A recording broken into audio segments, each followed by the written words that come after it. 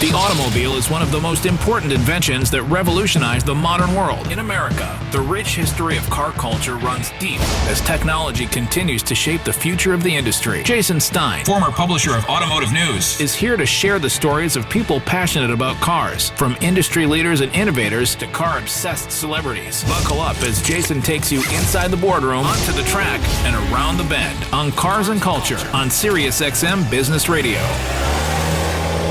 We welcome you into episode 140 of Cars and Culture on SiriusXM. Good to have you back listening again. I'm your host, Jason Stein. Was the head of Mercedes-Benz in America really this close to working on medical equipment instead of trying to run a car company? Could the twist in the road be that severe, be that sharp? It could. It was. A lifetime ago and a continent away, Dimitris Psillakis was a young man who loved motorsport and cherished the time when he could tune a vehicle or wrench on a car. Living in his native Greece, cars were a fantasy, and the road ahead was filled with more realistic ambitions, such as engineering or medicine, like his parents, or medical equipment engineering. And then one fateful call came in from a local employer looking for a management trainee at a regional office of a global German car brand. And the path for Dimitris Psillakis was never the same. 32 years later, he enters now his fourth year in America at the helm of a car company that's in the midst of a massive transition. Electrification, changing consumer habits, the software-defined car of the future. And he's firmly in control. The automaker's changes are nothing compared to what he's gone through. Of course, there was the aspect of taking over the CEO role in America during COVID, but there's also the global experience of working in all corners of the world, from Greece to Brazil to Korea to Canada to Atlanta. It's enough to prepare anyone for cultural shifts and organizational challenges. Dimitris Psillakis is a long way from those first 17 years in Greece, learning the business from the ground up. Along the way, he's gained the perspective and the cultural knowledge as now the American gatekeeper of a brand that's 138 years old.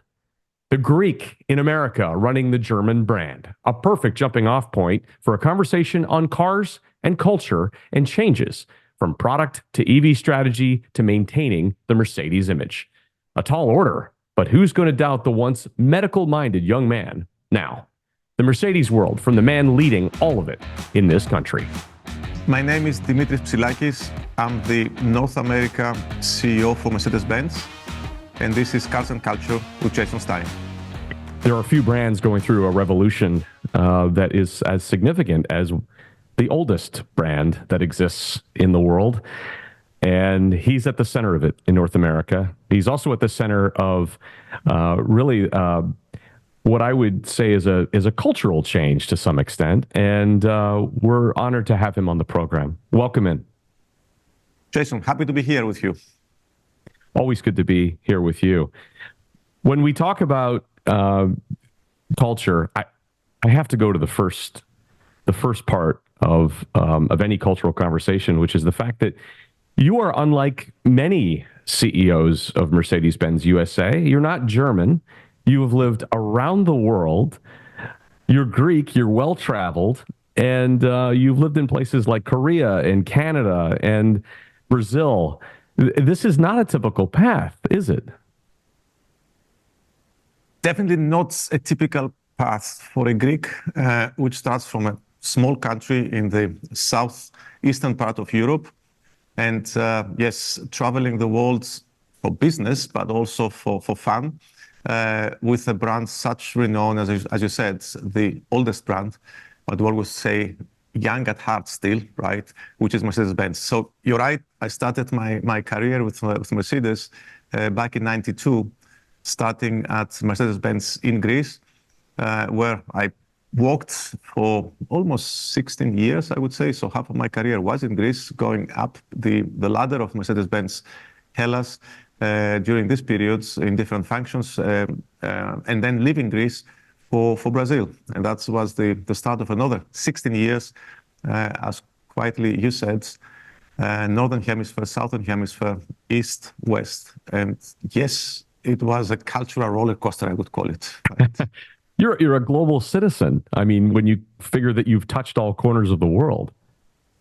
But I can tell you, away from the business side, it was exciting times. Living these different countries, the cultures, meeting the people, living always the local way, getting to know how they have fun, what I always say, what makes them tick, right? Enjoying time with them helped me first to become what you said, a global citizen, but at the same time understand the business and obviously give my best with the locals in each one of these countries and places that have worked for Mercedes. 4 years now, right? And are you a native Georgian? Do you consider yourself an Atlanta native? I like the Peach State very much. I think what is perfect for me here is the weather conditions, because I can still live 4 seasons, which in one or the other part of the world, I must say I missed, right? And coming from my country where you have four seasons, quite distinctive 4 seasons, I found that back here in Georgia.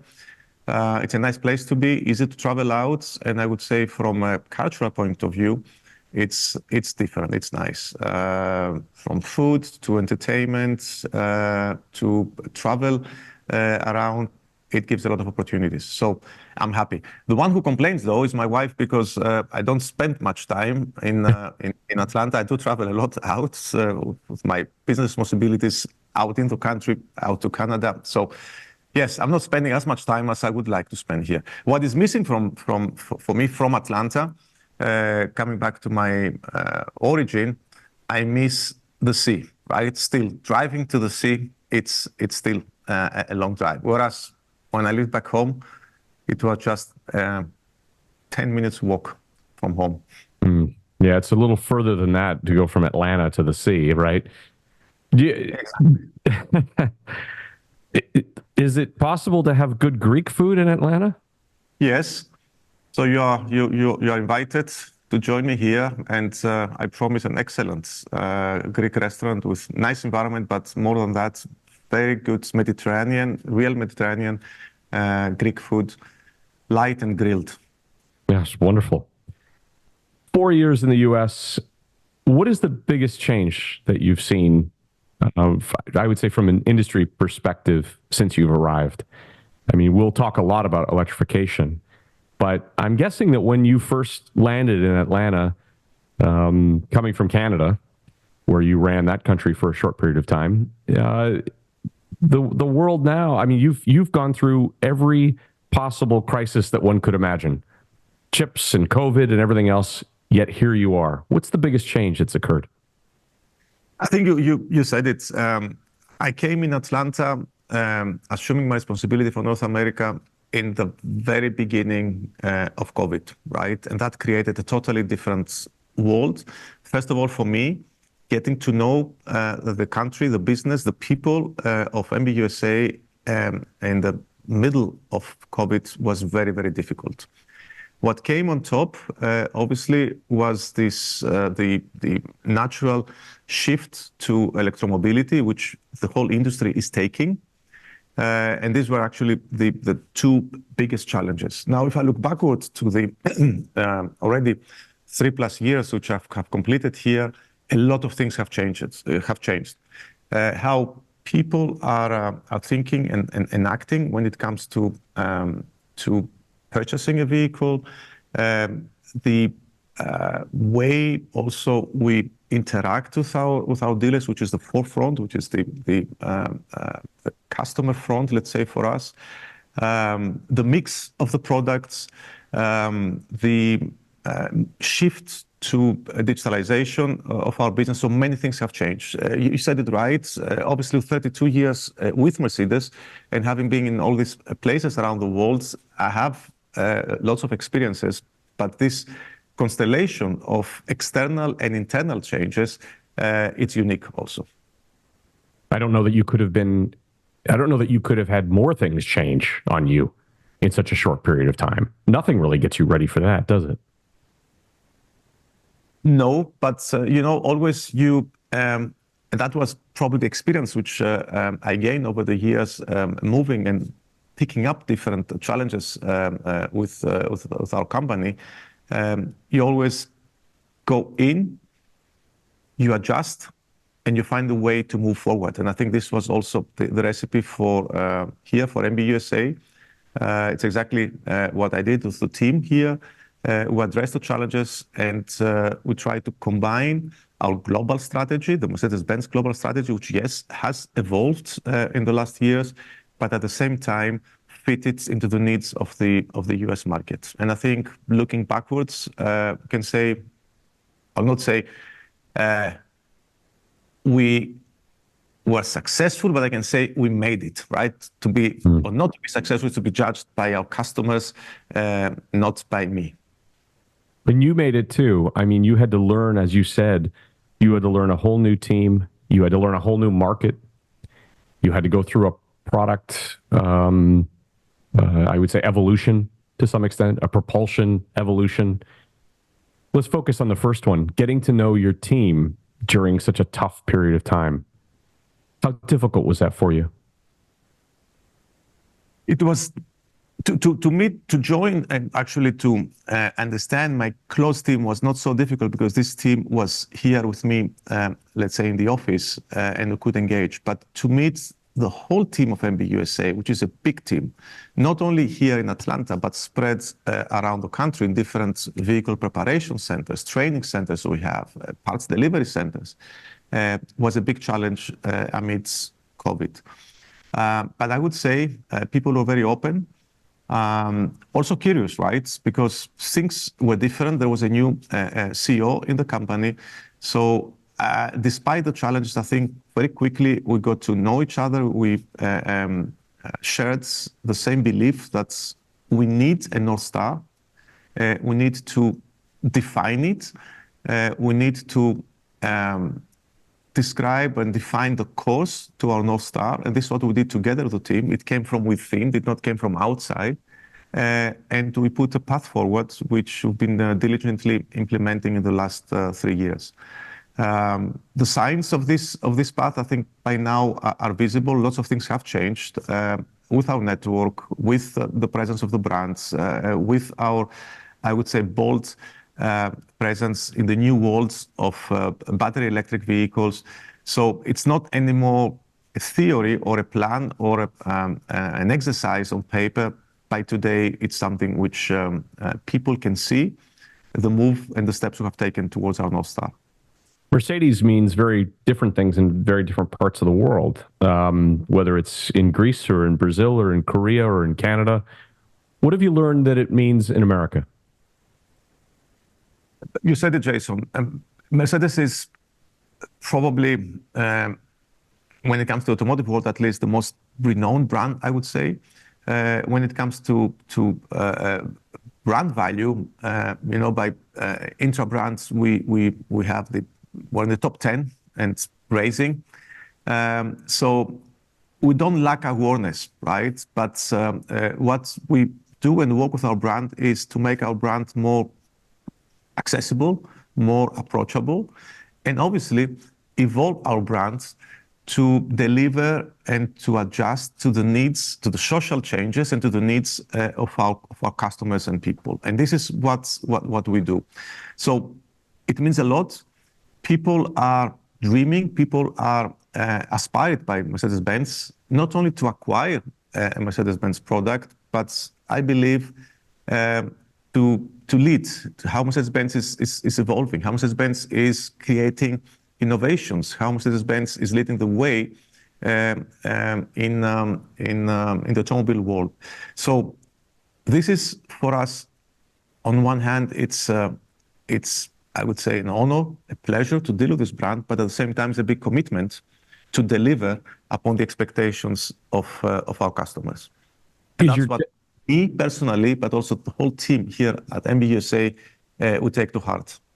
Is your demographic changing? Yes, a lot. How so? There are two ways of seeing it. On one hand is the whole, I would say the whole diversity of our customers, and this is growing. US is changing a lot in this sense, with people of different ethnicity or color, which are growing, and this is a part where Mercedes-Benz has a good stake and a growing stake. At the same time, we, with the different products that we bring to the market, obviously we address different target groups. And this is not only by value, by price of the product, but the design of the product. It's clear that in the last, 15, 20 years, we grew our portfolio of products a lot by growing more our SUVs, right? And this is a segment which is extremely strong and important in the US market, and that helped us to grow, obviously, our penetration in the US market. We have grown our portfolio of sport or performance products with our AMG brands, and this is particularly popular in the US. And last, I would say, the more fun cars, right? Coupes, cabriolets. This is where also Mercedes-Benz has had a tradition in the US, but there we also managed to grow our presence with the right products. And you've now slimming that product lineup. Why is Mercedes-Benz doing that? I would not say we're slimming, but in one or the other area, we found out that we had competing products. So we are adjusting our portfolio accordingly to be more focused, to be more, also, on the other hand, be more simple for the customer, right? Offer clear solutions. But one thing we're not giving up is designing vehicles and offering vehicles which customer desire. And this is, I think, very clear with our with our products, but also with our design concept cars, which have been presenting. I don't know, I'm sure you followed our C111, the new concept car, which presented a few months back. And this is both from a design and performance point of view, it's a hypercar, right? So this is creating the dream or the desire for the brand. And Mercedes has always had a halo desirability dream vehicle or North Star that they point to. And now most of those will be electric. So how do you tackle the change in propulsion, especially, I mean, you and I read the same headlines. We see that, there are certain brands, maybe not in your space, but certainly sold in America, who are changing direction now on electric vehicles. And there's been a healthy amount of, let's say, doomsayers on the popularity and maybe the waning popularity. How do you feel about that now? So we are focused and we stay focused on developing and delivering the best battery electric vehicles in the market. And this is our, let's say, long-term strategy. But at the same time, we adjust and we stay tactically flexible in delivering the products that the markets need and demands in every place around the world. So coming to the US, yes, we're focused, and I think we've been successful in placing in the market already 6, and just a week ago, a 7th electric vehicle product in the US market. 5 of them being on the passenger car side and 1 on the commercial vehicle side with our e-Sprinter. But at the same time, we do offer all the flexibility with plug-in hybrids and our internal combustion engine Mercedes-Benz vehicles. And this flexibility will continue throughout this decade or in the early 2030s, following exactly the demand in the market. And better than me that obviously the demands and let's say, the customer taste and demand is different in Los Angeles and different in Cleveland, right? Or different in Miami, or I don't know, in Billings, Montana. So our responsibility as a lead brand in this market is to offer the right products for every marketplace in the US, and this is what we'll do in the next years. So in essence, satisfying the customer with whatever propulsion system they want. Exactly. Yeah. We have to adjust, and we have obviously to follow the regulatory requirements, which is pushing the customers in certain directions, but we're convinced we can do that jointly not only by offering the right products, but also giving the right solutions for the customers. And you know pretty well, Jason, that we don't offer only electric vehicles in the market, but we have heavily invested in providing convenience solutions, so charging stations, either via our own proprietary Mercedes-Benz labeled charging network, and we inaugurated just a couple of months back the first, I would call it luxury premium charging station here in Atlanta. We are offering, as of the second half of this year, we are offering the possibility of all our vehicles, electric vehicles, to charge in the Tesla network, and along with another 6 manufacturers who are deploying a charging network throughout North America with a huge amount of additional charging stations. So our vehicles, let's say, will be able to charge in every every charging station around the country as of June, July this year. Is that what it's going to take in order to advance EV adoption? Are other automakers going to have to join suit with you and do what you're doing? Together with our dealers who are focused in offering not only a product, but a 360-degree support to our customers. And in this approach, we'll not only offer the electric vehicle, but we're offering the charging solution, and we're offering the connectivity, or the vehicle connected to the charging network, connected to us, therefore facilitating and offering full convenience to our customers. What is your view on the advancement in America of infrastructure? How long will it take to get to where? I would say this is the $1 million question, right?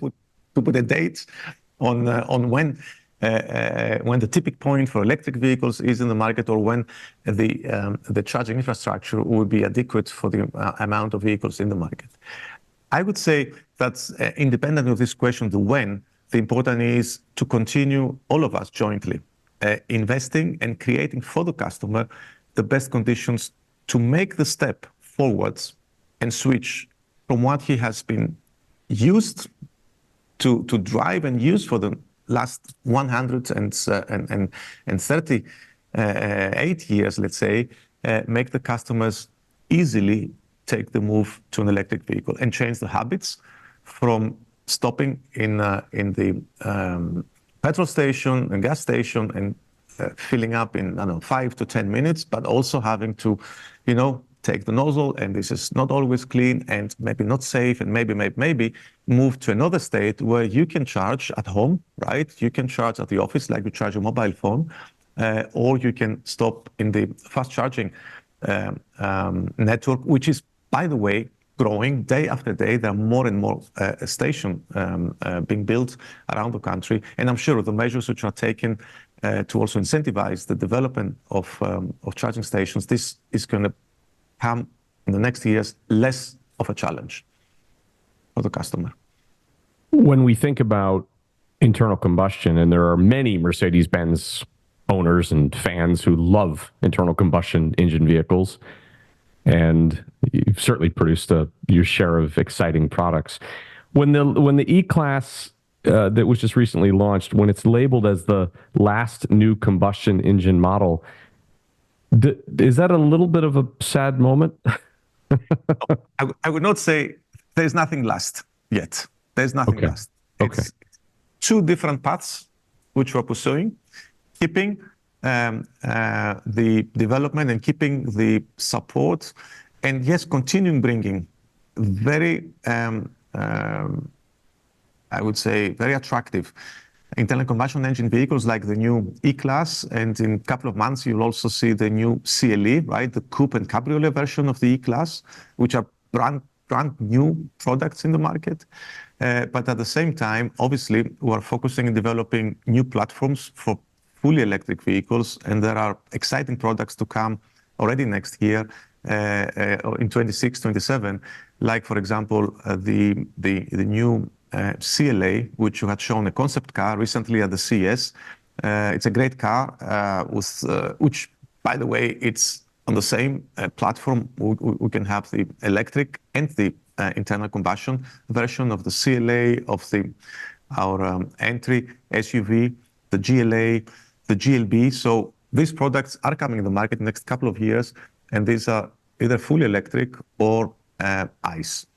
And fully electric with super, I would say, performance, meaning CLA will be able to do maybe around 400 miles on one charge, right? And we'll be able to charge with the fast chargers in 15, 20 minutes. You can get 250, 300 miles of range, right? So this is a new generation of electric vehicles coming in the market. But again, we keep the flexibility. The ICE is there, and it's fully the choice of the customer to go right on an ICE, to go left on a new electric, or to take the middle path of a plug-in hybrid. And this is probably a bridge solution, right? Where you have the best of both worlds on the same product, an internal combustion engine, which means you can refill at your traditional gas station, but at the same time you have a battery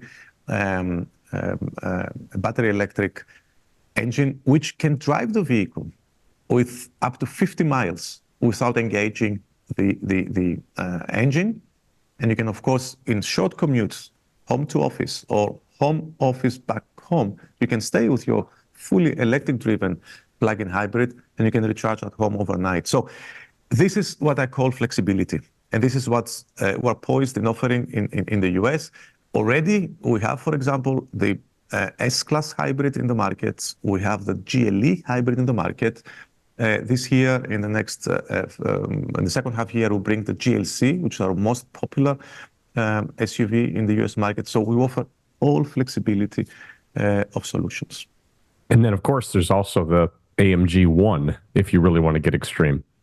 And there you have, exactly, there you have battery and the traditional, actually the Formula 1 engine on it. That's right. That's right. No, Michael Shibe was been on this program, and he talked about that balancing act of trying to satisfy those AMG customers who, it's very specific what I say to you, AMG. You have a very specific notion in one's mind. Electric is probably not the... Go ahead. Go on, Jason. Go on, sorry. Electric is probably not the first thing that comes to mind when I think of AMG, but he's trying to change hearts and minds. Since you picked up this extreme performance car, right, bearing Formula 1 technology on a street car, let's put it this way, don't forget that you can go similarly wild by driving our S63, which is a hybrid or a plug-in hybrid, along with the traditional ICE engine, which is delivering almost 800 horsepower. Right.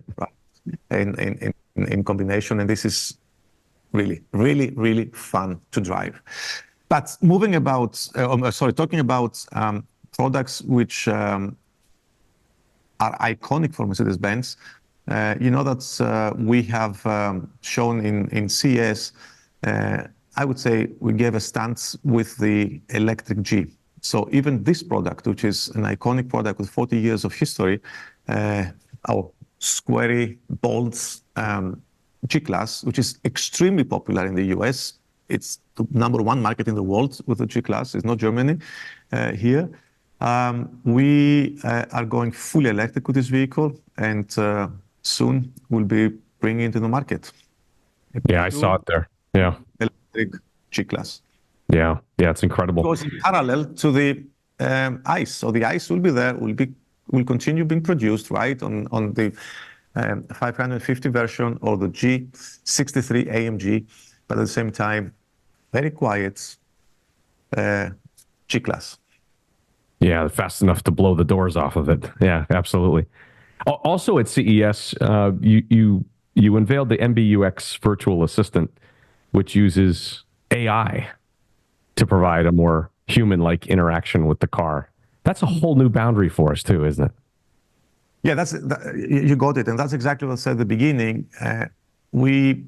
Our strategy is going electric and going digital, right? And this is the area where Mercedes-Benz is also I would say, raising the bar, not only by moving forward, as you said, with an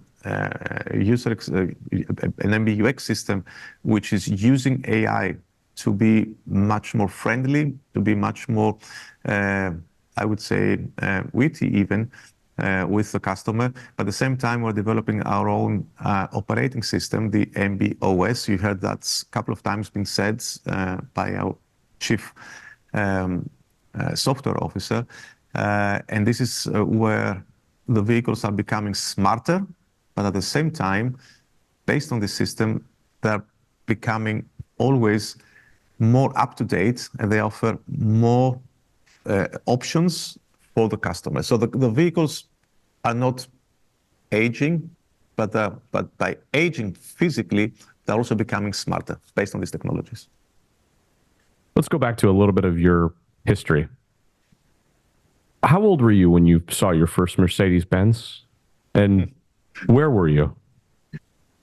So that's the first Mercedes I remember was a small pedal car that my godfather brought to me, and I cannot remember my age, but looking at the picture with this little car and my big smile at the doorstep of our house back in Greece, I should have been probably 5 years old, and I think this was for me the wow. I would move my feet like that and get this little car moving. So that was my first encounter with a Mercedes. And how about one on the street? I mean, what was the car park like growing up there? What was the most exotic thing that maybe if it wasn't even Mercedes, what spurred your interest? So Greece is a small country, small population, and a developing country, right, at that time. So I remember seeing Mercedes in the street, but this was mostly vehicles which rich people would drive, and at the same time, vehicles that you could see on official diplomats and whatever. But this has changed over the years. And I would say also, as Mercedes-Benz went down to lower segments by introducing the C-Class, for example, or the 190 at that time, right? That's helped grow tremendously the business in Greece. I remember when I started with Mercedes in Greece in 1992, we were selling 4,500 units, right? 4,500 units is the volume that Mercedes-Benz is doing in the US in 1 week, today, just to give you a dimension, right? But after 10 years, this volume had doubled, right?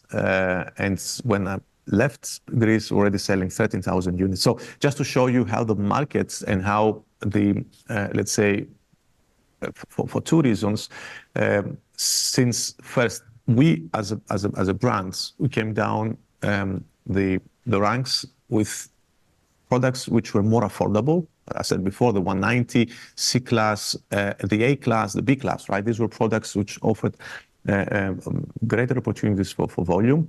But at the same time, obviously, the economic situation of Greece and other markets have grown, so people could afford to buy more cars. So that's my history from Greece.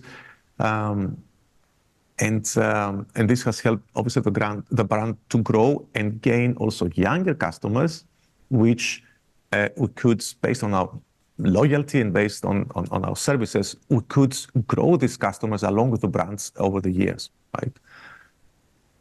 Can you believe you've been there 32 years? No. And I'm thinking back, I mean, it's a long period, 32 years in one company, but I think the fact that I moved so much between different countries, always with different challenges, again, both on the cultural side, but also on doing business side, kept me young and kept me always motivated. What were you going to do if you didn't end up as a management trainee in 1992?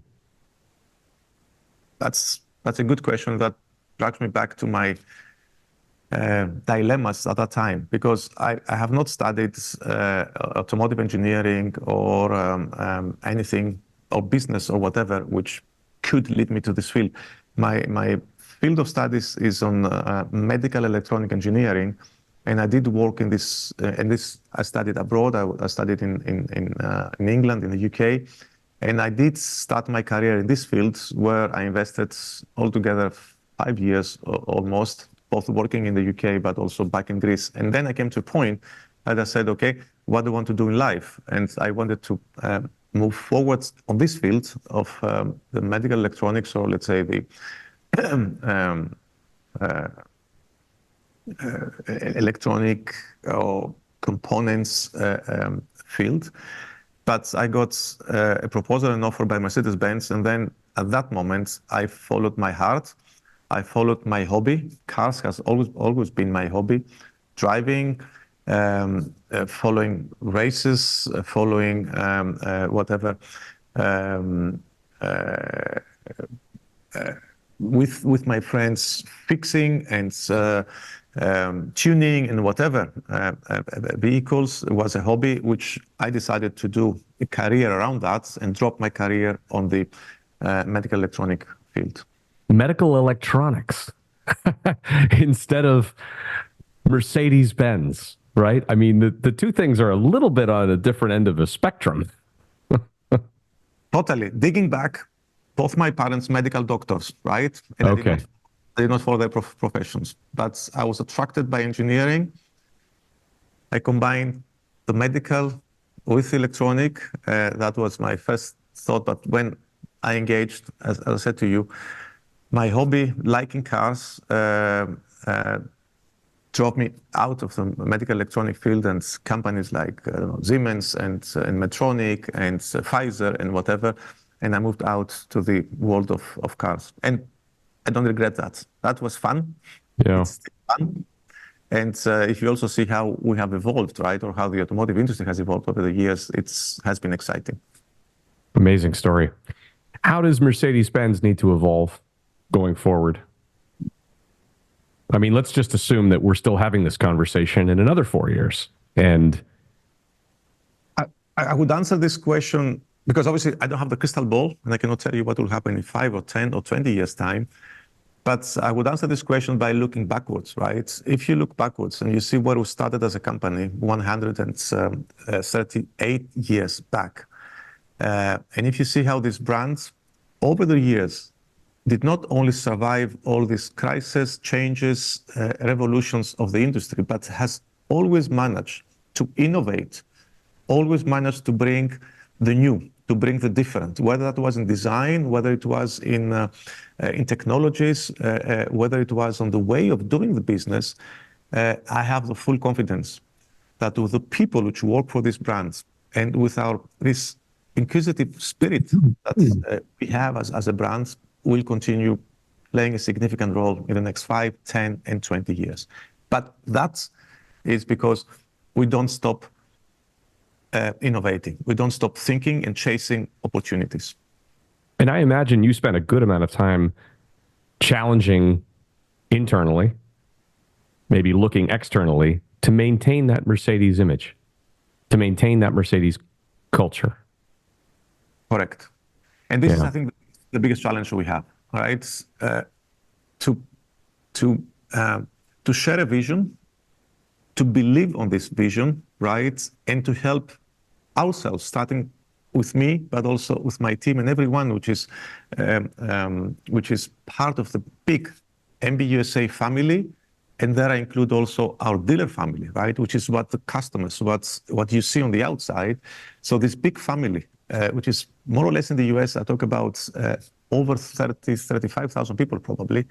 It's how can we move all these people forward, get them sometimes out of the comfort zone, let them test, try, and sometimes start by believing, right, on something new and giving their best to make the change. I think this is the challenge I have with my team, to bring this spirit and bring the people forward and let them follow new paths and satisfying new customer demands. You're not old enough to talk about legacy, but I will ask you the question, what do you think you want your legacy to be in America? Ooh. I said at the beginning that I came in the market in a kind of difficult and transition. Tumultuous time, yeah. On one side was the COVID, which has changed the way we see life and the way we act, the way companies operating. But at the same time, came at a time that our industry was in the middle of a major change with electrification and digitalization of our business. So what I would like to leave as a legacy is that on that time we addressed the change, we found the way and the path to go forwards, and that has brought the company, or has kept the company, in the forefront of changes. I'm not saying I have the time or I'll be the one to complete that one, but to start this change and set the basis for a better, for a next level operation for this company in this new world, which is electric, which is digital, and where people have changed the way they work within a company, right? The company culture, let's say. If this base is set by the team and myself, is the legacy I want to leave behind. Yeah. When we think about even just the legacy of the brand and 138 years, as you said, it's a heavy burden, isn't it, to carry? It is. I said at the very beginning that this is a point of proudness and honor, but at the same time, it's a commitment and it's a heavy burden to make sure that we continue this legacy, that we continue building, continue innovating, continue bringing this company, keeping the company in the lead, in the forefront of changes. Yeah, the Mercedes-Benz culture, the Mercedes-Benz workplace, the dealer body, the owners. I imagine you've established some significant relationships with owners really across the country, whether it's at a Pebble Beach or whether it's somewhere else. What's your reaction to some of those folks? Look, that was not an easy job, again, because the whole change and my presence was in 2020, when we were in the middle of COVID and all these unexpected changes of life. But I did travel a lot in the first year or so, or actually in the first 18 months, I had visited probably over 1/3 of our network, physically visited their stores and had discussions with the owners, the dealer principals, the general managers, and the staff. That gave me a pretty good impression, not only of the typical stores, okay, the ones, I don't know, in Los Angeles and in New York or New Jersey and maybe Atlanta where the base is, but really visiting also smaller dealers, which led us actually to also tier the steering of the dealers differently and move away from a regional approach, which was northeast and west and south, to a different steering, which is based on the size of the dealers. So let's say big groups or big stores, medium size and small size. So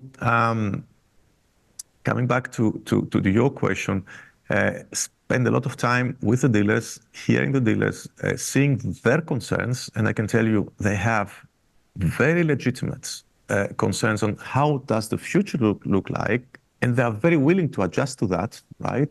But they have also their opinion, they have their view coming from small pockets or small markets. And I said before, a dealer which is in Billings, Montana, obviously has a different view of his market and how the industry will evolve in the next years to the dealer which is sitting in Newport Beach, or the dealer which is sitting, I don't know, in San Francisco. So this is our job with the team to bring our strategy forward, but also adapt the strategy as much as possible to the needs of each and every smaller part or region of this country. And this is what we have been doing. It has not been easy because, again, it's changed. There's a lot of things which are changing. It entails investments in facilities. When you talk about, for example, moving to electric vehicles and take California, we need chargers, we need to upskill people to deal with and technicians to deal with battery electric vehicles. So it entails training, it entails different ways of marketing. So we have sat together with our dealers to develop these programs, to convince them on that, and jointly prepare the brands and prepare also the support on a local basis for these changes. It has not been easy. We have faced headwinds, obviously. There are areas where we made mistakes or were too fast, which we're adapting. But one thing is clear. We listen to our dealers. We have a very strong collaboration with our dealer board, and we try to jointly master and find our way forward. There is no blueprint. There is not a book which you go to page 10, paragraph 5, and you say, okay, now that's what I'm going to apply. We're defining a new way of doing business. We have new competitors with a different approach to the market, right? So it's not easy, it's a challenge, but again, together with our network, we try to master the change. And I think we've been quite progressive so far. Final thing, you mentioned earlier, you're a motorsports guy, right? Yes. Have you fully digested the fact that your Formula One driver is going to be wearing red? Let me start with this one. It was a surprise, right? Because to everybody, except him. When you have someone which has been with you from a very, very young age, right? Yeah, 13. Has been developed with Mercedes, with the people of Mercedes for many years. And he's been obviously a world champion with Mercedes 7 times. He's such a lovely character, so much associated with the brand. It's a surprise or a shock seeing that he would move, right? On the other hand, obviously, we very much appreciate and have enjoyed the time with Hamilton, and now he's taking another challenge. So this is going forward is a change that people are taking. But I'm very curious looking forward who is going to be the replacements of Lewis. And also don't forget, Jason, that there's still 1 year to go, or the season is about to start, right? And we have our high expectations from Lewis, and he has high expectations from us also in this last year with Mercedes. Yeah, the only thing, as you know, the only thing that is constant is that change is constant, right, Dimitris? Correct. And this is what we're facing. And again, we're open to change. Yeah, exactly. Well, for our own sake, we hope that that your change is not imminent, and we'll talk to you again maybe in another 4 years in this role. Looking forward to that. Yes. Who knows where in the world you might end up again? But we like the fact that you're here, and we love the fact that you've spent time with me here on SiriusXM and Cars and Culture. No, thank you, Jason, for giving me the opportunity. It was really a great discussion, and I highly appreciated that you drilled back a little bit, not only to the today, but you drilled back to the 32 years at Mercedes and what things have changed for me in this time. Thank you for that. Medical equipment, that's what I'm going to remember. Thank you so much for being on the program. Thank you. Thank you. Thanks again to my guest today, Mercedes-Benz USA CEO, Dimitris Psillakis. And to see my interview with him, go to the Cars and Culture YouTube channel. Like and subscribe to see more than 135 interviews and more than 1,000 videos. I'm Jason Stein of Cars and Culture. We'll see you down the road.